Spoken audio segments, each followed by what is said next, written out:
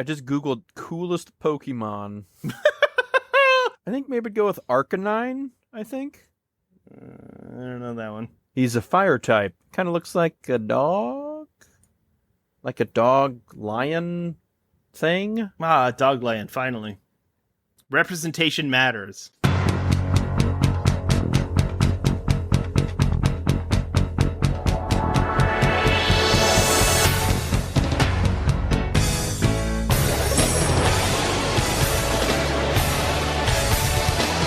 Are they in the proper approach pattern for today?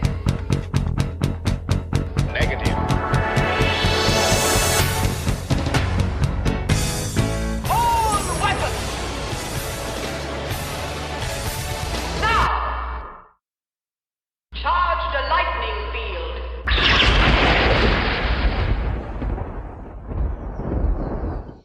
Today, we're doing another attempt at a short episode. Let's see how that goes. Haven't been successful so far. But welcome to Dispatch Ajax. I'm Skip. And I'm Jake. That is true. Today we're doing another, hopefully, short installment, but we're going to explain something that has plagued scholars and philosophers alike for millennia. Who is faster, Barry or Wally? Despite persistent debate, there is an answer. Superman. Oh, we'll get to that, my friend. There is an answer to this question, but it is complicated. And we will get to the debate between Superman and the Flash in this story. But to start off, so the two questions that I'm always asked by people who like the Flash when they realize that I'm a Flash fan, like at work or out in public, they either try and test me by saying, who's your favorite Flash? And if I give them the comic book answers, they know I'm legit. And the other question is, what do you think about the CW show? What would be the non-comic answers?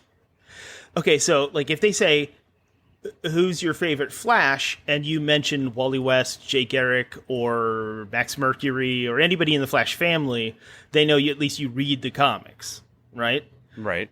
But the other side of it is when people ask, what do you think of the Flash TV show? They're just outside observers who that's kind of their only experience with it, and they know I'm a fan, but they want to know my opinion of it, not having an opinion of their own.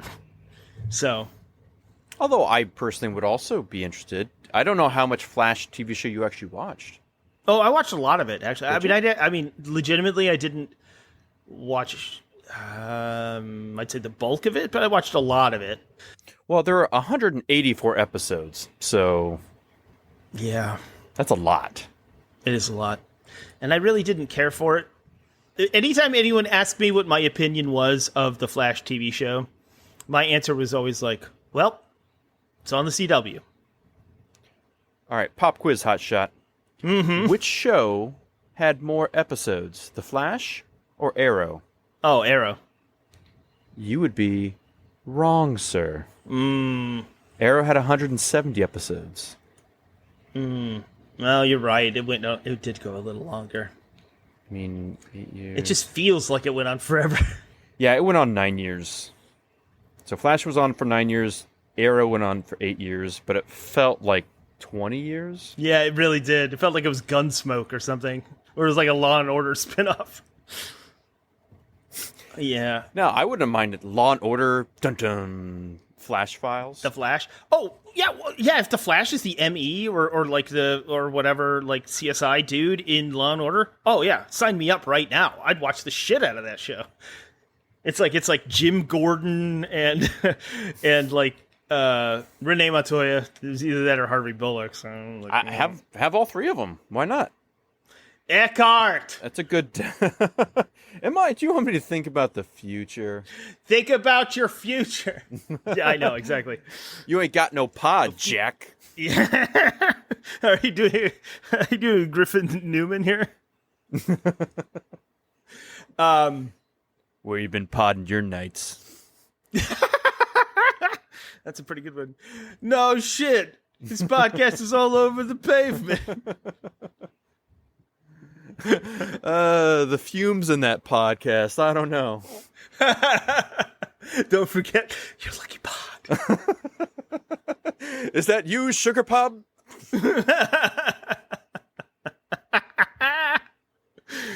Yeah. Oh man, we could do that literally for an hour. Yeah, that's unhealthy, is what that is. Yeah, that might be a problem. Skip, tell me about the Flash. Have you heard the good news? Have you heard the word of our Lord and Savior?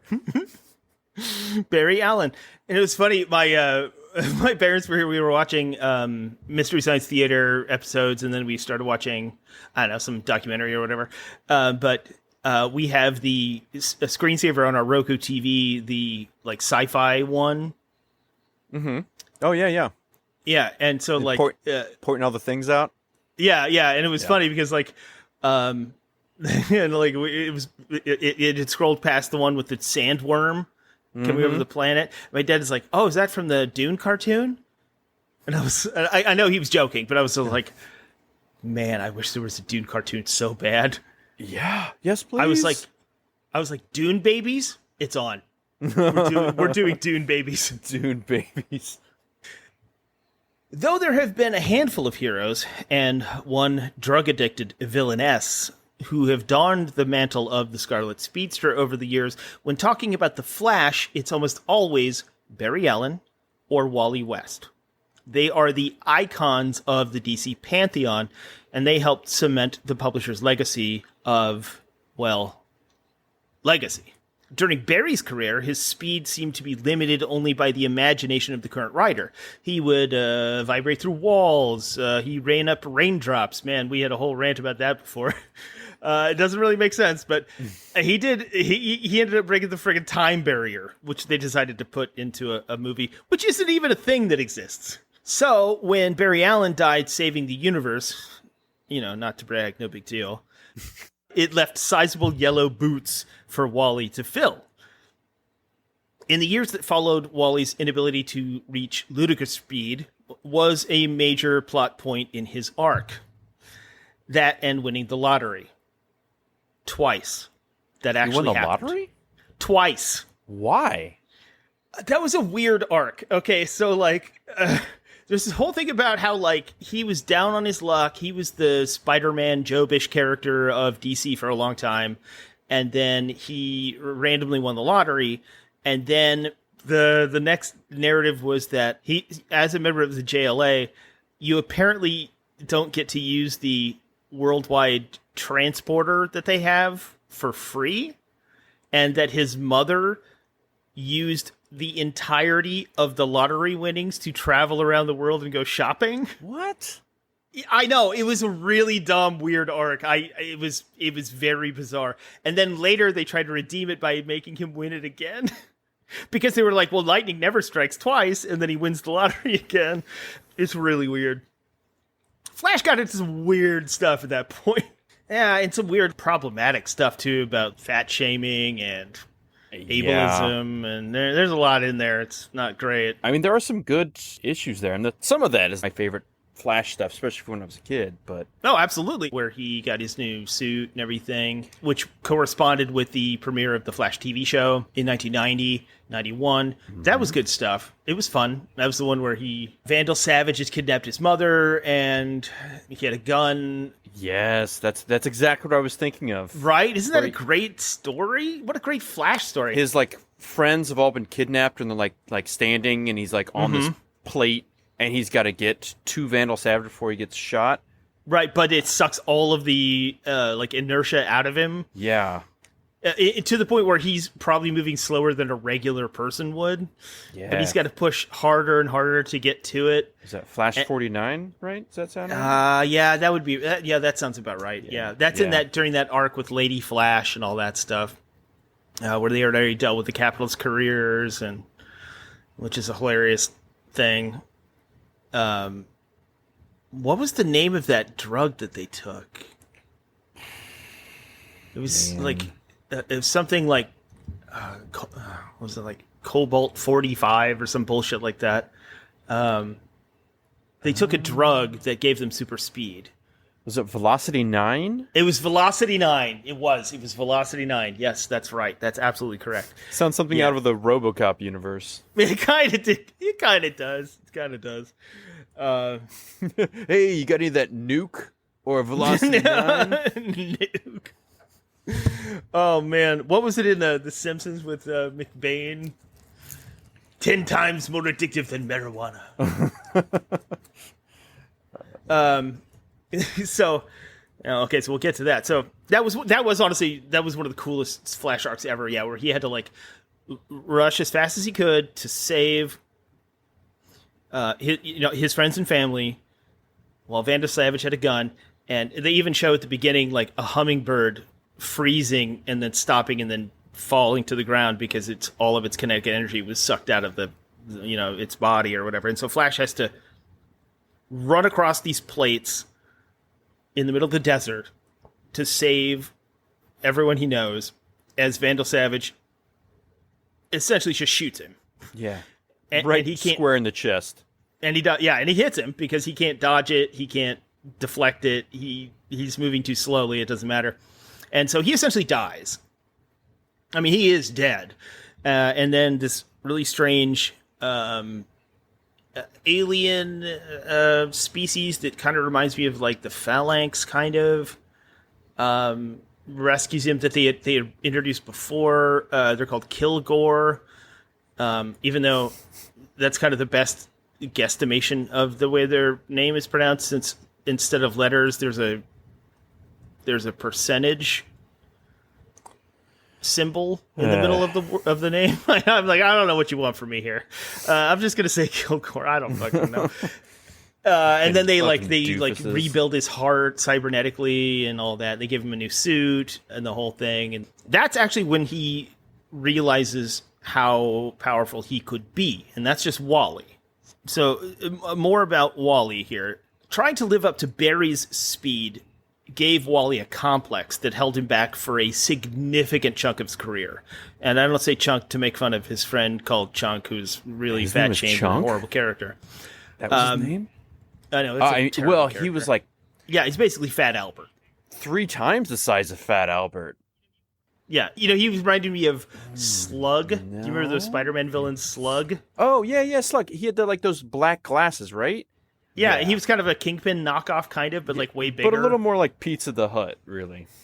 Yeah, well, kind of. Yeah, well, you could just say Jabba. That's fine. I mean, you could just I meant Jabba. Pizza the Hut. Okay, I don't know. Jabba's he's like a literal worm, but Pizza the Hut was just a mound of pizza goo flesh, and he's more just like a mound of human flesh. I always imagined him more like Chet from Weird Science when he got changed into that awful slug monster. Oh man, I don't.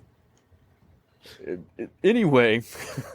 Anywho, so at this point, Wally West wasn't Kid Flash anymore, but he didn't really feel like he was worthy to be the Flash. That is until an alien cyborg rebuilt his body and revealed that his lack of speed was a psychological issue, of course. Typical Thursday in the world of a superhero. But when the Speed Force was revealed, everything changed.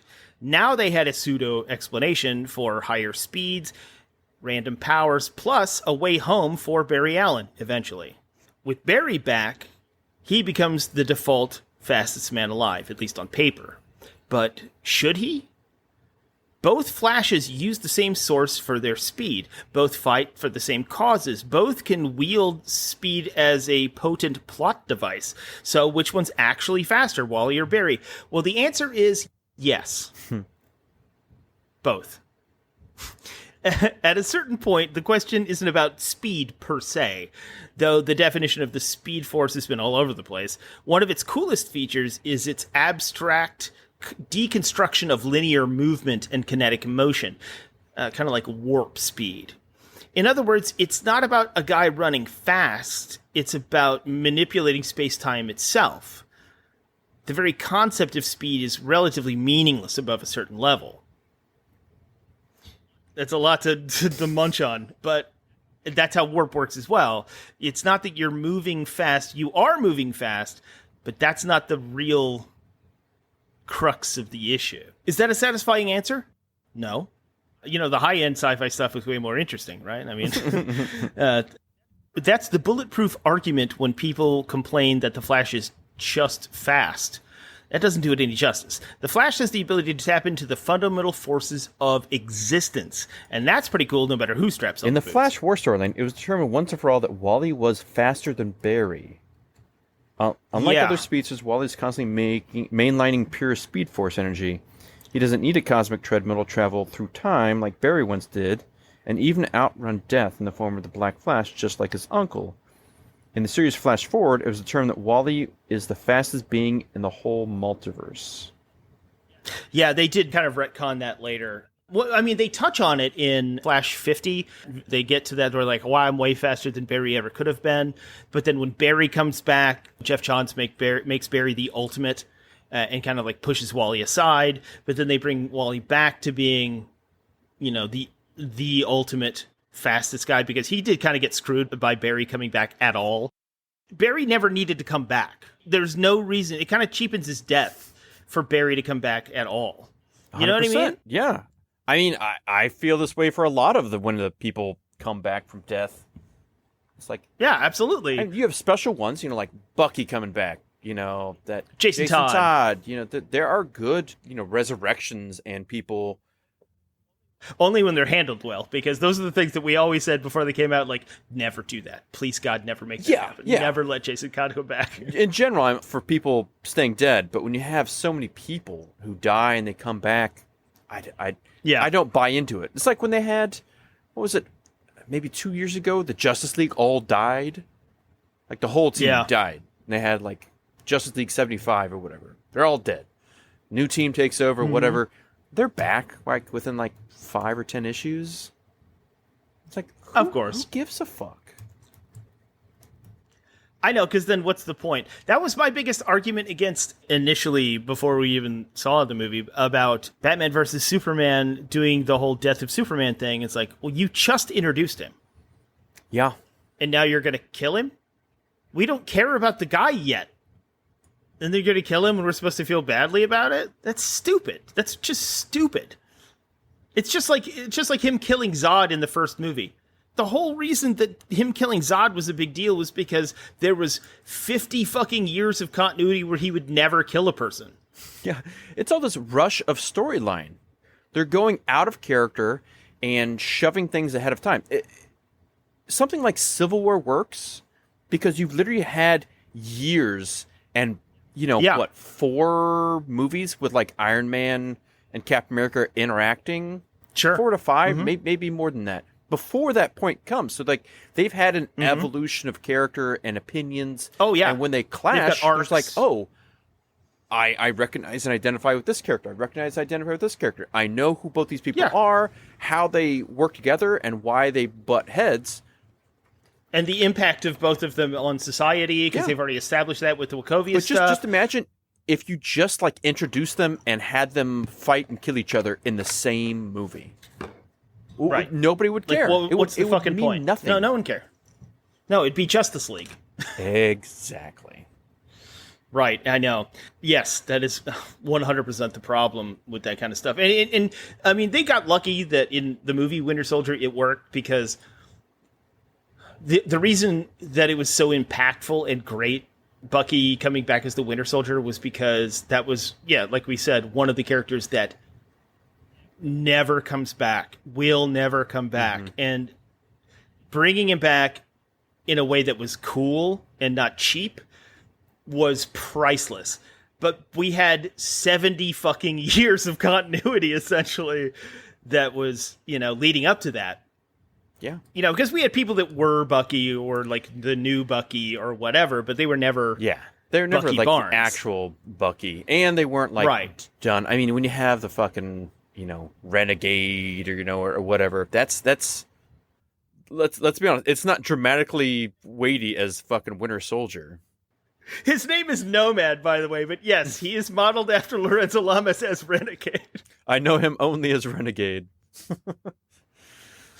He specifically was Lorenzo Lamas. It's pairing those things with that time that makes the heart grow fonder, which is why when you wait 20 years to bring Jason Todd back, oh, it actually kind of means something.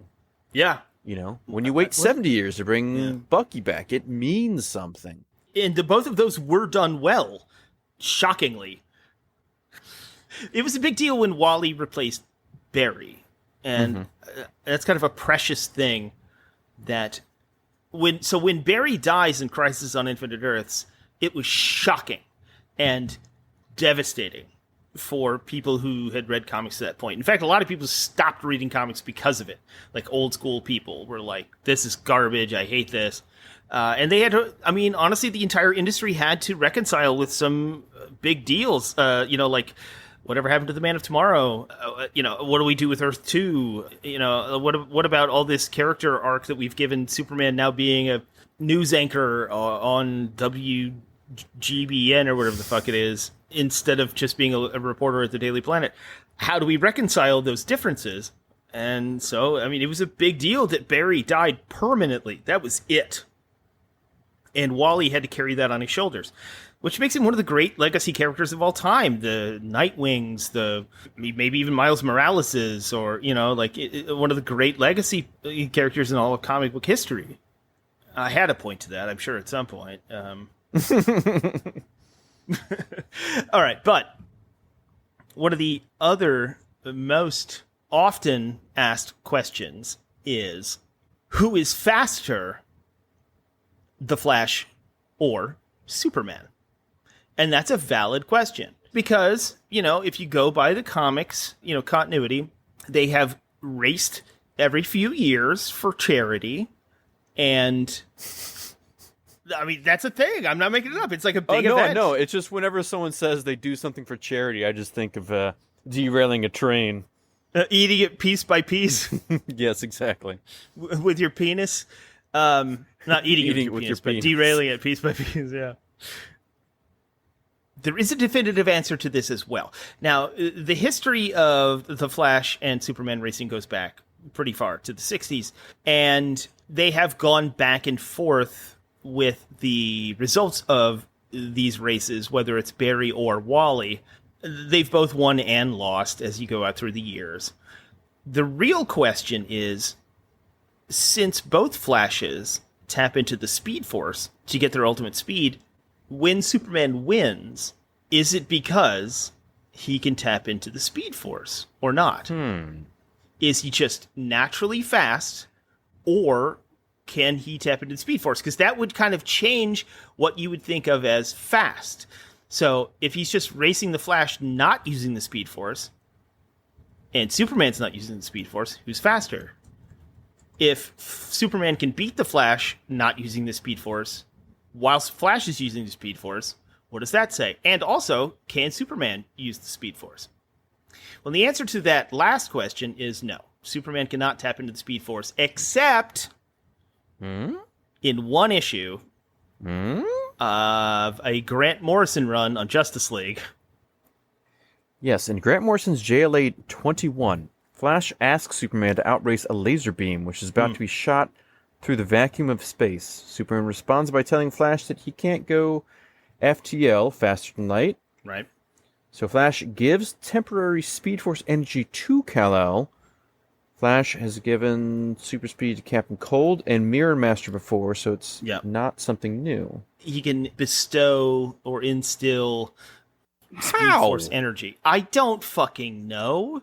I mean, wouldn't that just, that would wreck a body when you're not like... Not if you're Superman. Well, maybe not Superman, but fucking Captain Cold can't handle that. That one I'll grant you. Well, except for the fact that the Speed Force can also boost your durability. See, this is... Okay, here's the thing. I know. It's annoying. It's very... No, you're right. I mean, it's a very annoying thing. You have to take a shot for that one. So... The Flash and Superman share similar powers in that their bodies both naturally generate an electrochemical aura that, in the Flash's instance, allows him to negate wind shear and, to a certain extent, manipulate the physical world around him. Superman's, very similarly, is what allows him to be bulletproof and manipulate gravity so he can lift things heavier and in weird physical ways that don't really make sense. and fly because he can nullify gravity, and also move faster than human beings can perceive. So, but then when you get into the Speed Force, now we're talking about a whole different burrito. The Speed Force isn't... So basically, everything Jay, Garrick, Barry, Wally, everyone else who's ever been a Flash, they have that electrochemical aura. That's their basic power. Now, at certain points, they're able to tap into an existential realm, a fundamental fabric of the universe, which essentially determines the flow of time. And they're able to manipulate that and or travel through it in ways that normal people aren't because of their speed. They're able to tap into that. Now, because of Jeff Johns' writing, the Speed Force flows through Barry Allen in general. Like the Force, I guess. Speed Force flow through you, it does. Yeah, exactly, right? Let it flow through you. But it's like... I hated the way Johns did that. That's why Flash Rebirth was not half as good as Green Lantern Rebirth. So, like, his version of it was that the Speed Force didn't exist before Barry Allen, which doesn't make any sense at all. Yeah, I'm serious. Because then in that, Reverse Flash creates his own Reverse Speed Force to counter Barry's. Jeff, you've done a lot of good things, but that ain't one of them, man. See, I can see why if I read this and flushed it out of my head. Yeah, exactly, because it doesn't make any sense, and it sucks, and Ethan Van Sciver is a big Trump supporter.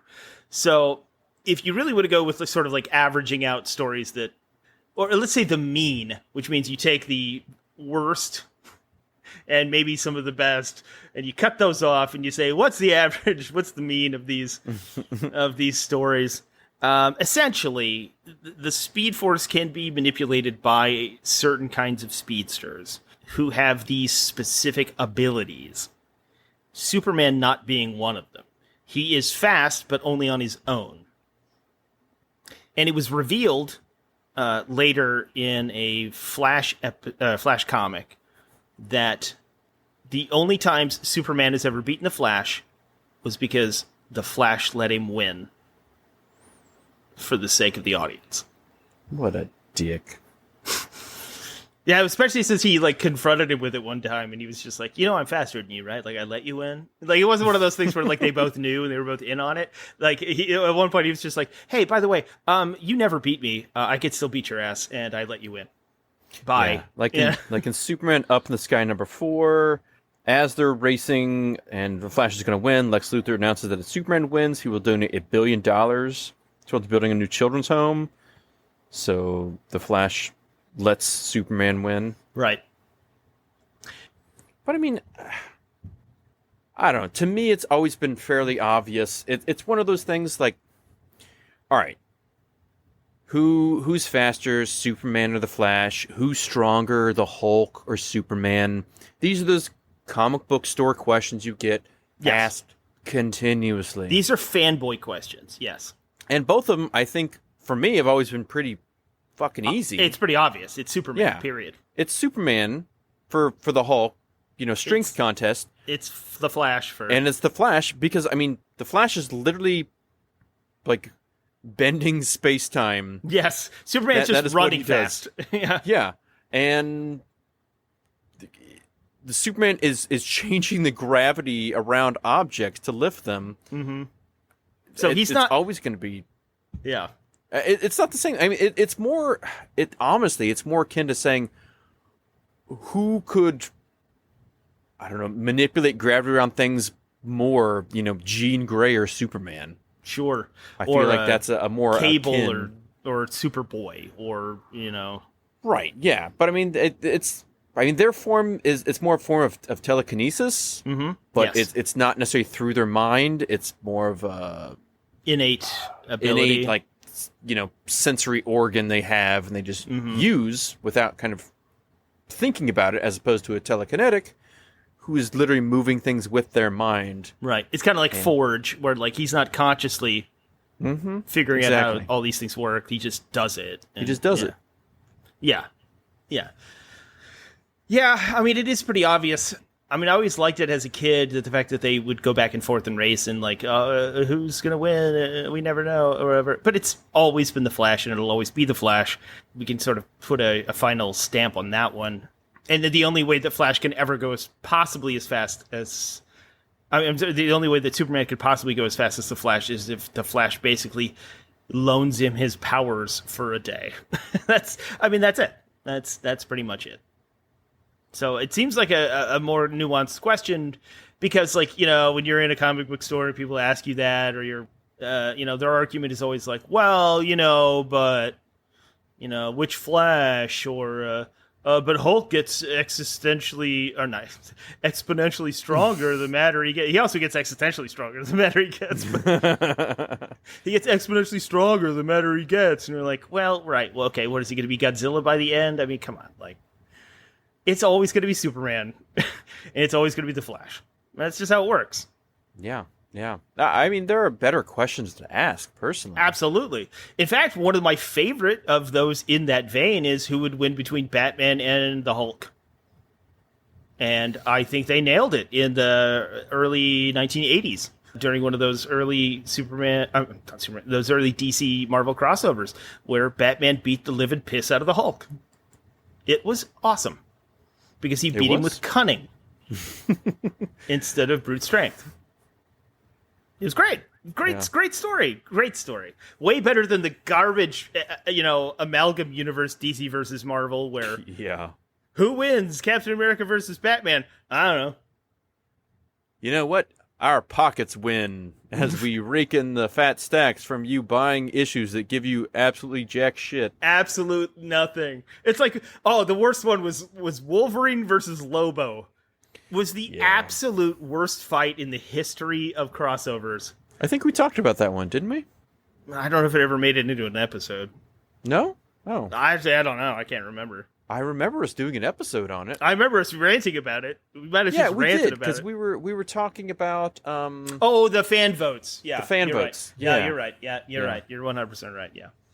So, really, if there's any quandary, if you work in a comic book store, this is how you answer that. If you go into a comic book store, don't ask these questions. Just don't ask. Don't ask. Don't do that. They don't want to hear that. No, they don't.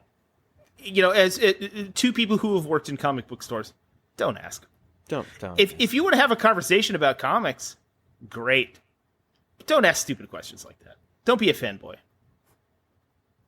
Well, no, you can be a fanboy. Don't ask questions like that. Yeah, don't. Those are dumb questions. Don't ask questions like that. Don't ogle whatever woman happens to be in the store as well. Absolutely. Don't bring up Deadpool or Spawn or Venom. Don't do that. Don't ask me what the most expensive book is in the shop, and if you can look at it and then not buy it. Oh, of course not buy it. Oh, never gonna buy it. These people are ever gonna buy it. Never gonna buy it. No. Don't ask the difference between a trade paperback and a graphic novel unless you want a 90-minute explanation. Just don't. Don't ask for the Coheed and Cambria comic book. You're never going to find it. Oh, well, I think that's a ship that sailed a while ago. So. Oh yeah, I guess it did. Yeah, nobody's asking for that anymore. That's true, but I used to get that question all the time. Oh yeah. Like 2006. Yeah. I mean, the weird cross. I remember the one of the more interesting. I mean, you always have like, hey, do you have any Kiss comics or ICP comics? Or yeah, Alice they suck, Cooper, but you can have them. Stuff like that. The one that always I found interesting is that there was a weird Svengoolie crossover with DC that they did at the back of some issues. Okay. As a side story, whatever. And there were awesome. I don't know, a handful of issues that made up the story. But there's an extremely low print run on those because they're who cares about Svengoolie? I've had a couple people come in and look for. There was this one lady, and she was trying to collect all those Svengoolie comics, and unfortunately, it's hard to find. No dice. Yeah. No, that's funny because 2 days ago I had a very similar interaction with this guy who is in a. There was a guy in a band that was on that tour. that came into the store. And he's like, "Oh, we stopped by last year. We're just passing through." And he was like, I was just hanging out in front, and he was asking other people, like the people that registered. He's like, "Did you guys read comic books? Because I don't really, but I'd like to get into some comic books." And I was just like, I came in like Dudley Do-Right, like, I'm here for, like, I'll take the case. I read comic books. And he was like, "Oh, what would you recommend for like horror or gothic comics for people who don't read comics?" And I was like, "Well, come right this way, sir." Yeah. I have my answers. I'm intrigued to know what yours would be. I sold him House of Mystery. Okay. Like which, like the old Yes, stuff? the original. We're talking vintage House. Gotcha. Oh, okay. Is that what he's looking for? Old comics? Well, no, he didn't know. And gotcha. And since we're not actually a comic book store, we're kind of limited about what we have. Oh, right. And so I showed him some of the like 90s stuff. I was like, "Here's Vampirella, here's Evil Ernie, here's," you know what I mean? It's like, here's some Spawn comics, like, here's some McFarlane shit. You're like the surgeon in Batman. Look at the tools I have to work with. Yeah. No! Etiquette in comic shops, evolving out of the Superman versus X debate. Right, so don't do any of these fanboy questions. Don't ask these stupid fanboy questions. Also, don't linger, like waiting to ask a question. Don't do that. It's creepy and weird, and we all know that you want to ask it, but... Just don't. Just leave. You're fine. Yeah, leave or ask it. One of the two. No, just leave. Don't ask. Okay, you're right. Just leave. Just get the fuck out of here. I don't work at a shop anymore. I'll speak my piece. Especially if you've already bought your books. If you haven't bought your books, there's a certain hang. Whether or not we're into it, we understand. There's a certain number of people who just want to talk shop. That's fine. Yeah, and there's a lot of people coming to comic shops who just don't, they want to know, and they want to know things. They don't maybe have a whole lot of friends. They don't have a whole lot of outlets to talk about this stuff. Absolutely, maybe some of their social skills are not the most well developed. Absolutely. So I mean, we get that. I mean, I always approached working in a comic shop as, I'm a bartender. I just happen to sell shots of Spider-Man instead of whiskey. You know. Yeah, it's exactly like being a bartender, because someone comes in and asks for a rum and coke or a Jack and Coke. You don't drink, and you don't know how to drink like a professional. You just have heard these things on TV, and this is how you think people order drinks. Yeah. And so, exactly, it's exactly like that in a comic book store. It's like, but if that's what you want, yeah, I'll give it to you. That issue of Spawn, that's fine. That's fine. If you want to know more, I mean, depending on your demeanor, I might give you a tip. But I mean, I'm not gonna, go out of my way to convince everybody that does that to go back and read Sandman instead. You know what I mean? Like, but still. And just like working in a bar, you'll listen to your stories or whatever you got to say to a point. Yeah, I don't need to hear about how woke comics are nowadays. I don't need to hear about Cyber Frog and how awesome that is. Politics have always been in comic books, sir. So that's how comic books started. So get the fuck out of here. Yeah, exactly. I don't want to hear anybody go like, "I wish comics weren't so political." Go fuck yourself. Comic books have only been political. Get the fuck out of here. Yeah. And if you're upset that a character is changing their gender identity or their sexual identity, or is now a woman, not a man, or just happens to make a joke, different color, yeah, you know what? Not everything is for you. Yeah. Move along.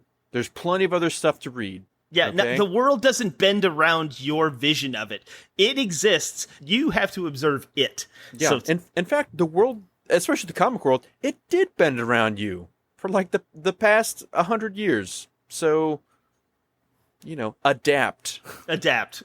Yeah. Adapt to how it was to begin with. Yeah. Some of those things that you hate, maybe give them a chance. They actually might be really good.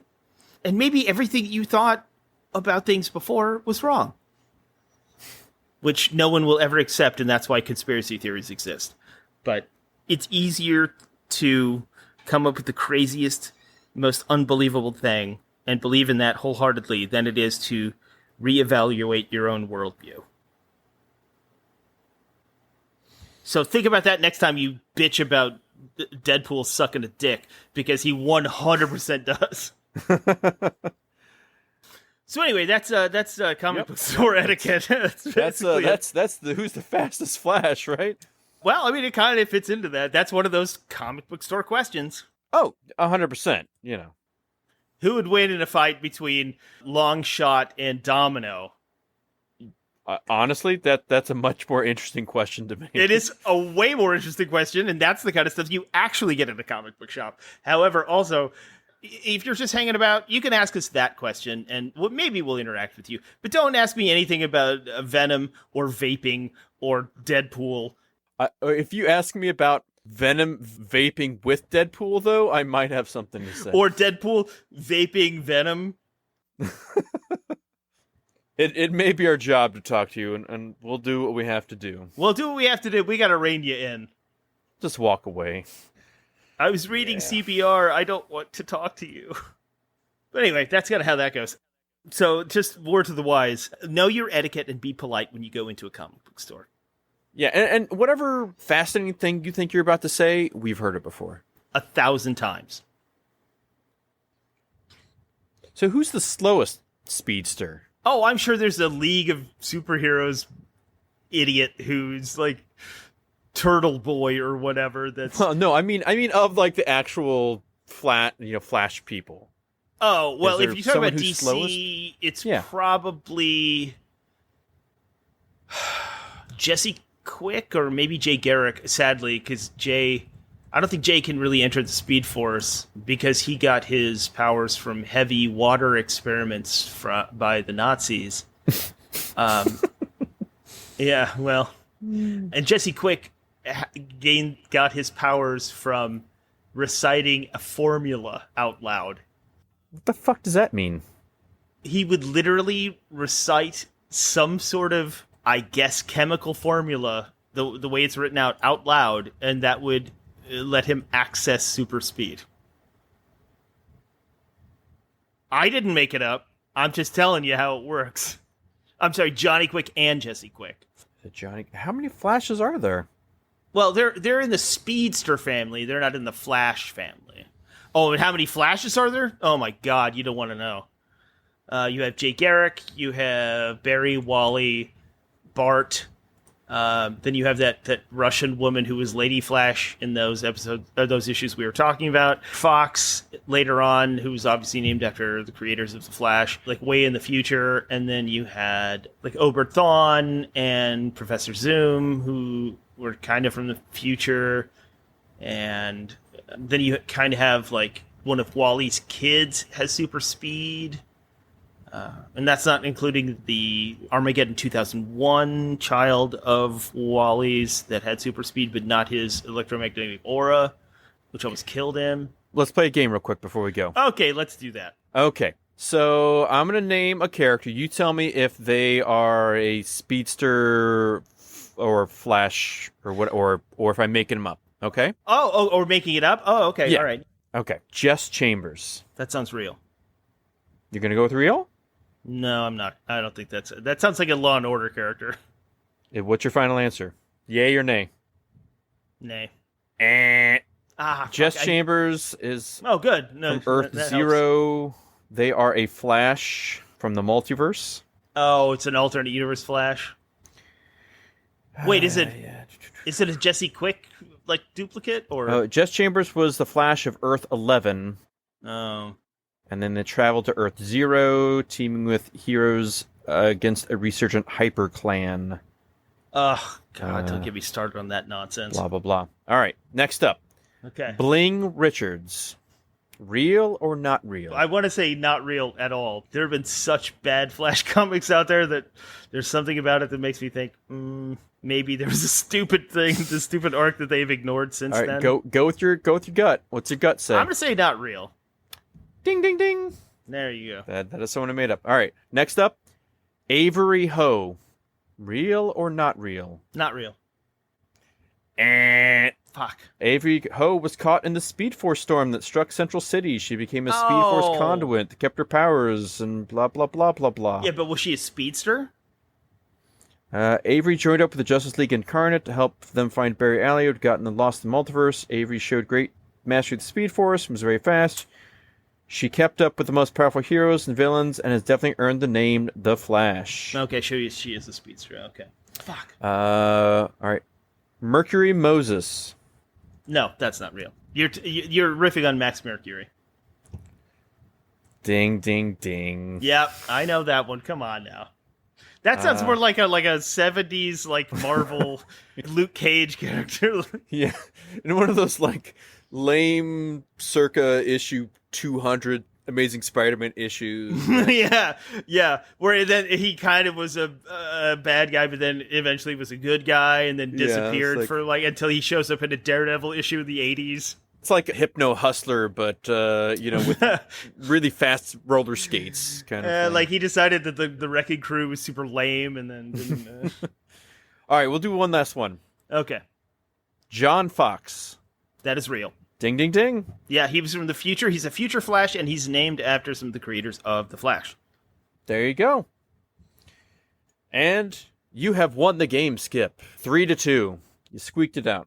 Should have been better than that. There's a lot of fucking speedsters. There's a lot of. It's like trying to talk about the Bat family, and we're like, oh god, or how many Spider-Men there have been. Ugh. Yeah. Well, maybe we'll bring this game back sometime. We'd have better luck naming people that have been in the Fantastic Four, to be honest. Ooh, it'd be a lot easier, but it'd still be hard. So anyway, anywho, thank you all for listening. If you like what you hear, we'd be glad to hear about it, or please tell your friends about it. Or you could tell the whole world about it if you want to give scream it from the rooftops. 5 speedsters on whatever podcast catcher of your choice, ideally iTunes. I'm mad as hell, and I'm not going to take it anymore. Shut up, Superman. You lost. And if you'd like, you can follow us on our social media. No point, really. We never post anything. Well, but you could reach out to us there. Maybe someday we'll post something and you'll see it. Just subscribe to the podcast. That's what you really want. That's really the Who's following a podcast on fucking social media? Just Listen follow. to it. Just follow it. What's it going to hurt you to follow it? Call your mother and follow the podcast. Is it going to kill your mother to follow the podcast? Yeah. Grab her phone. Follow for her. I almost literally did that with my mother. So what do you mean almost literally? You should have done it. No. I walked her through it, but I literally could have stolen her phone and done it for her. Yeah, but I just walked her through it instead. Whenever I see my family again, that's what I'll do. I don't even think my father knows how to work podcasts, but I guarantee he doesn't know what a podcast is. No, he has no idea. I don't think he knows that I do one. So. Oh, I'm sorry. Oh, and it's no problem. He thinks there's a thing called Facebook that people are posting on. So. Oh, and that Michael Jordan was in it. Oh, that's great. That's really great. All right. Anyway, take us out. I wish there was a space book. All right. Well, if we just keep bowing to our overlords in the tech giant world, I'm sure Spacebook will become a reality, right? Gross. You can't wait till Mark Zuckerberg starts his own space program. Then we'll know we're in the 10th sphere of hell. Well, to me. Okay, so make sure, ladies and gentlemen, that you have paid your tabs. Make sure you've cleaned up after yourselves to some sort of reasonable degree. Make sure you're ready to get the fuck out of here. Make sure you tip your wait staff and bartenders. Don't forget to support your local comic shops and retailers. And from Dispatch Ajax, we would like to say, Godspeed, fair wizards.